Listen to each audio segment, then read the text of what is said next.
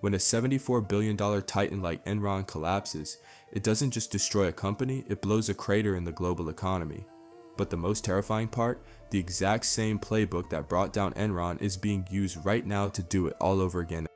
Welcome to Haloless Decoded. Today we are decoding how a bankruptcy of Enron's magnitude actually shatters the everyday economy and exactly why the next massive corporate fraud is already hiding in plain sight. People often think white-collar crime is a victimless crime. It isn't. When a $74 billion company files for bankruptcy, the economic fallout is catastrophic. First, the employees take the hit.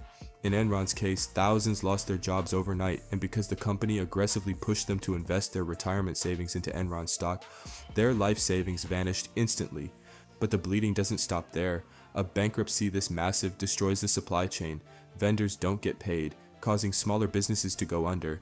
Even worse, it destroys trust. Enron's auditor, Arthur Andersen, was one of the big 5 accounting firms in the world.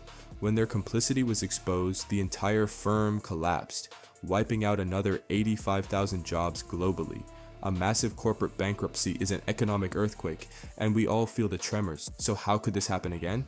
The answer is simple. Fraudsters use the exact same weapon today that Jeff Skilling used in the 90s: complexity. When reporters or auditors questioned Enron's insane profits, the executives acted insulted.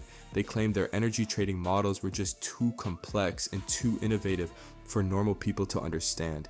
Does that sound familiar? We just saw the exact same psychological manipulation play out with Sam Bankman-Fried and FTX in the crypto space, and Elizabeth Holmes with Theranos in the biotech world. Whenever a charismatic kind of evil CEO tells you that their business model is simply too advanced for you to grasp, that isn't innovation, that is a massive red flag. The Enron will happen again because the underlying psychology of corporate greed never changes. Andy Fasto, the CFO who orchestrated Enron's hidden debt, recently stated that corporate corruption is actually up 20% since his own fraud was exposed. So basically nothing's changed, and low-key, why we have a quality of life less than our parents. As long as executives are heavily incentivized by short-term stock prices rather than long-term stability, there will always be those who choose to cook the books.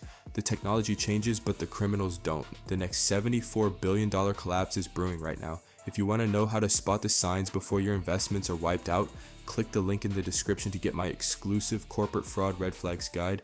Link is in the channel bio. What modern company do you think is currently using the Enron playbook?